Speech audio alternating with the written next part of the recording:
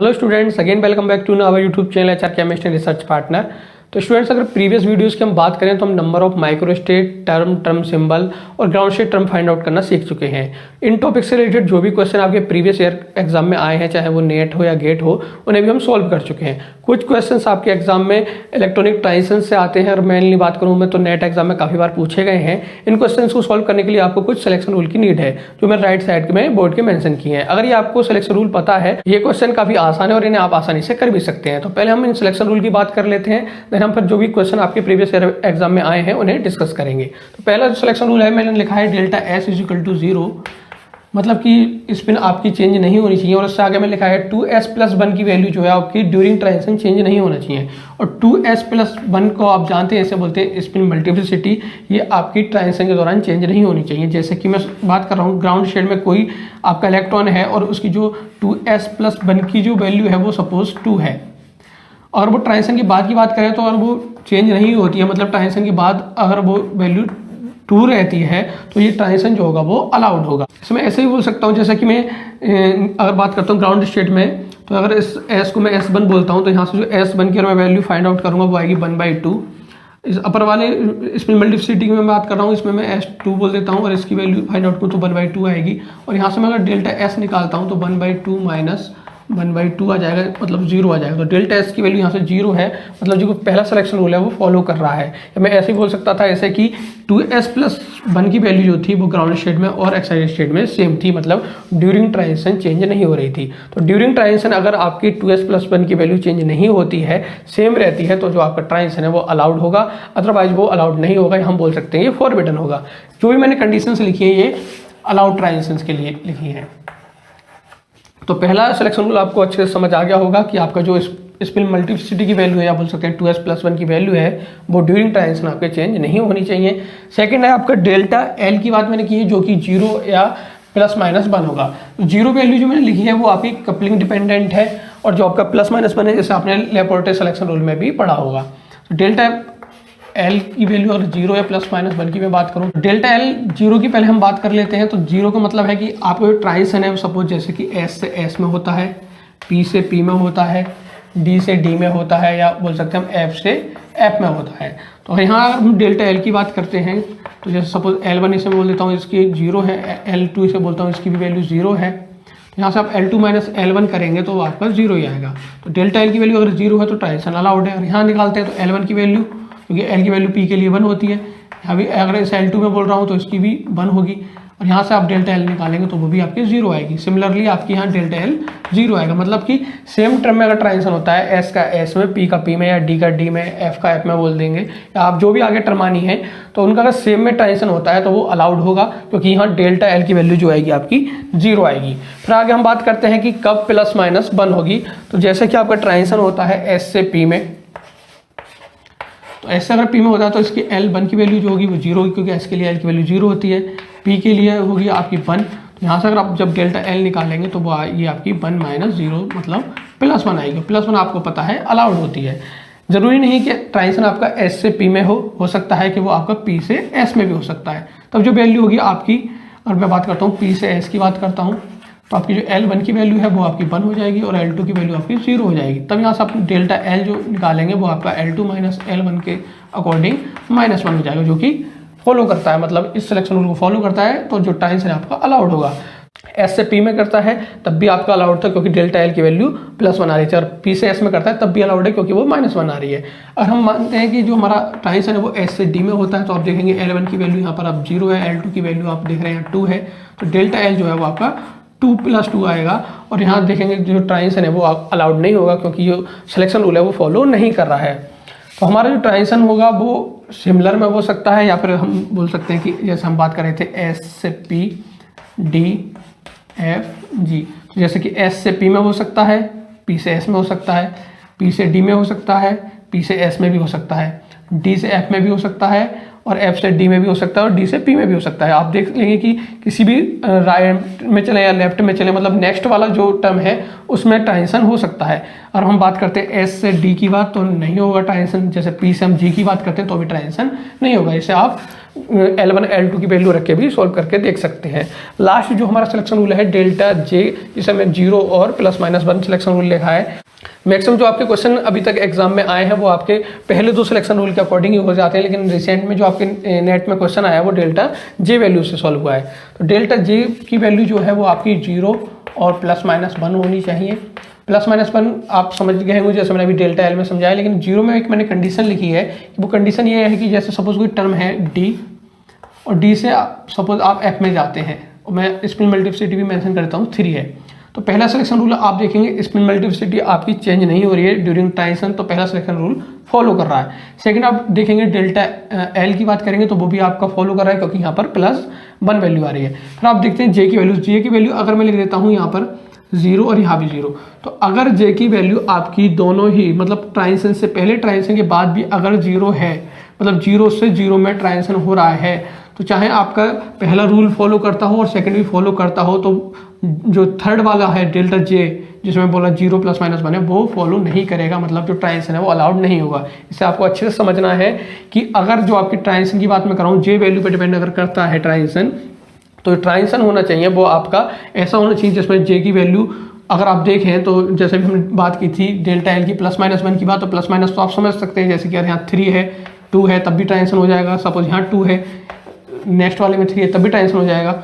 लेकिन एक कंडीशन में नहीं होगा, जब आपकी जैसे मैंने बात की थी कि जब आपके ट्रांजिशन से पहले भी 0 हो और ट्रांजिशन के बाद भी 0, मतलब दोनों में J की वैल्यू अगर 0 होगी तो ट्रांजिशन नहीं होगा। क्योंकि इसलिए नहीं होगा, मैं इसलिए कंडीशन लिख रहा हूँ कि डेल्टा 0 देखेंगे तो आप यहाँ 0 आ जाएगा, लेकिन कंडीशन एक है कि डेल्टा 0 में बाकी सारी कंडीशन में अलाउड होगा, बस एक कंडीशन में अलाउड नहीं होगा जबकि दोनों ही J वैल्यू 0 होंगी। तो ये आपको ध्यान रखना है। बाकी जो भी कंडीशंस हैं आपकी सब में अगर 0 आता है डेल्टा J तो अलाउड होगा। अगर ये तीनों सिलेक्शन रूल आपको अच्छे से पता है, आपको अप्लाई करना आता है, तो जितने भी एग्जाम के क्वेश्चन है आप सॉल्व कर सकते हैं। कुछ एग्जाम के क्वेश्चन मैं आपको नेट के करा देता हूँ जो प्रीवियस ईयर में आ चुके हैं। जो भी क्वेश्चन मैंने बोर्ड के राइट साइड में मेंशन किए वो सारे प्रीवियस ईयर के क्वेश्चन हैं और सभी नेट एग्जाम के क्वेश्चन हैं। पहले क्वेश्चन की बात करते हैं जो कि दिसंबर 2012 का है। क्वेश्चन है the electric dipole allowed transition in D2 atomic system. आपको बताना है कौन सा इसमें अलाउड ट्रांजिशन है। तो बात करते हैं हम, सबसे पहले हम देखेंगे स्पिन मल्टीप्लिसिटी। अब हम देखेंगे डेल्टा S की वैल्यू किसमें 0 है। सेकंड हम देखेंगे डेल्टा L की वैल्यू किसमें 0 और +- आ रही है। अगर हम J वैल्यू पर जाते हैं तो J वैल्यू में भी देखेंगे कि 0 और +-1 कहाँ आ रहा है। 0 में हमारी कंडीशन थी दोनों में, ये अपना कपलिंग डिपेंडेंट था, और जो डेल्टा J की जो 0 वैल्यू थी वो भी थी कि जो हमारा ट्रांजिशन था वो J की 0 वैल्यू से J की 0 वैल्यू में ना हो। तो पहले हम ऑप्शन को देख लेते हैं कौन कौन से ऑप्शन ऐसे हैं जिसमें 2s + 1 की वैल्यू चेंज हो रही है। अगर चेंज हो रही है तो वो ऑप्शन सही नहीं है। तो हम देखेंगे ए ऑप्शन नहीं हो सकता क्योंकि इसमें ड्यूरिंग ट्रांजिशन आपके स्पिन मल्टीप्लिसिटी की वैल्यू चेंज हो रही है। और आपका बी ऑप्शन भी नहीं हो सकता क्योंकि इसमें भी 2s+ की वैल्यू ड्यूरिंग ट्रांजिशन चेंज हो रही है। तो आपका सी ऑप्शन हो सकता है या डी हो सकता है। मैं सी और डी ऑप्शन को एक बार लिख देता हूँ कि 3f से 3d में हो सकता है, और आपका डी ऑप्शन है वो 3f से 3p में हो सकता है। अगर हम देखते हैं तो 2s + 1 की वैल्यू दोनों ही ट्रांजिशन में हमारे सेम है, चेंज नहीं हो रही है। ये सी ऑप्शन था हमारा और ये डी ऑप्शन है। फिर हम बात करते हैं एल वैल्यू की। तो डेल्टा एल वैल्यू अगर हमारी 0 या +-1 रहती है तो वो ट्रांजिशन हमारा अलाउड होगा। जैसे हम बात कर रहे थे कि एस पी डी एफ, ये ट्रांजिशन जो है अपने नेक्स्ट वाले में हो सकते हैं। जैसे मैं यहाँ बात करूँ तो जैसे अगर 0 1 2 3 से हम देखते हैं तो एफ की वैल्यू एल में देखते हैं अगर हम तो 3 होगी, और यहाँ हम डी की देखते हैं तो 2 होगी, और यहाँ हम डेल्टा एल निकालेंगे तो 2 - 3 हो जाएगा, मतलब -1 आएगा। ये अलाउड है। तो क्लियर हो गया कि आंसर हमारा सी होगा। अगर हम फिर भी डी चेक कर लेते हैं क्योंकि गेट की अगर बात करें तो गेट एग्जाम में अब जो क्वेश्चन आने वाले हैं उसमें मोर देन 1 आंसर भी हो सकते हैं। तो और यहाँ हम देखते हैं कि L1 की वैल्यू 3 है और यहाँ L2 की वैल्यू हम देखते हैं तो 1 है। अगर यहाँ हम डेल्टा L निकालेंगे तो हमारा -2 आएगा जो कि अलाउड नहीं होगा। तो पहले क्वेश्चन का जो आंसर होगा वो हमारा सी होगा। नेक्स्ट क्वेश्चन की बात करते हैं जो कि हमारा जून 2015 का है। क्वेश्चन है the electric dipole allowed transition among the following. पहले हम सबसे पहले ये देखेंगे कि किसमें 2s + 1 की वैल्यू चेंज हो रही है, और जिसमें चेंज हो रही है वो आंसर नहीं हो सकता।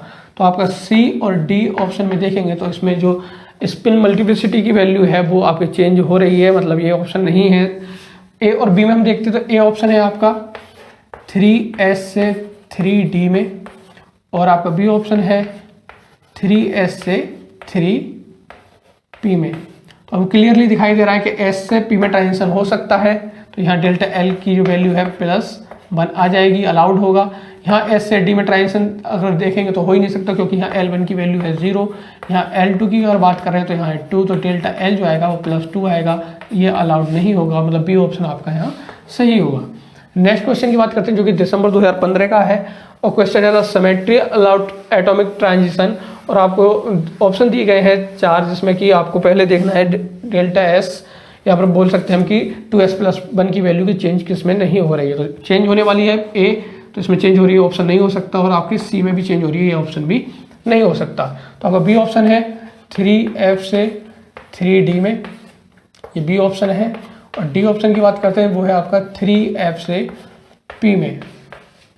तो यहाँ से हम देखेंगे कि f से d में हो सकता है, और लास्ट क्वेश्चन है f से p में, तो हम देखेंगे कि s p d f में अगर हम देखें 0 1 2 3, तो यहाँ पर 3 वैल्यू है, यहाँ पर आपकी 1 वैल्यू है। यहाँ अगर हम बात करें 3 वैल्यू है, यहाँ पर 2 वैल्यू है, तो यहाँ डेल्टा L जो आएगा वो आपका -1 आएगा, जबकि अगर यहाँ डेल्टा L निकालेंगे आपका तो -2 आएगा।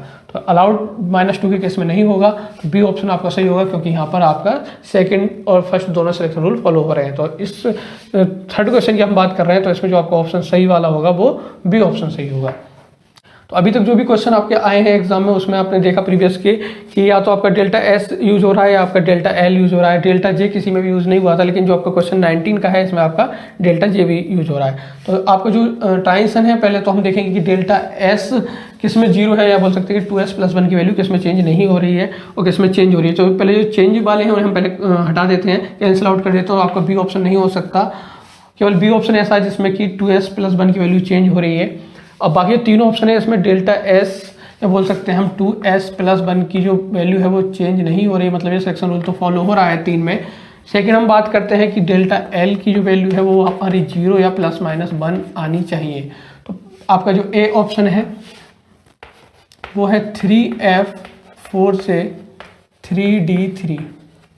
बी ऑप्शन है, बी अब कट हो गया है हमारा। सी की बात करते हैं, सी है 3f4 से 3p4, और डी ऑप्शन है 3f4 to 3d2। तो पहले हम देख लेते हैं कि डेल्टा L हमारा किस किस में फॉलो हो रहा है। तो पहले को देखते हैं हम ए ऑप्शन में, तो f से d में ट्रांजिशन हो सकता है, f से p में ट्रांजिशन नहीं हो सकता, क्योंकि जो हमारी वैल्यू है वो -1 या +1 नहीं आएगी, और f से d में ट्रांजिशन हो सकता है। तो अभी हमारे ए ऑप्शन हो सकता है और डी ऑप्शन हो सकता है। तो 2 सिलेक्शन रूल हमने अप्लाई कर लिए हैं। थर्ड हमारा बाकी है अभी डेल्टा J।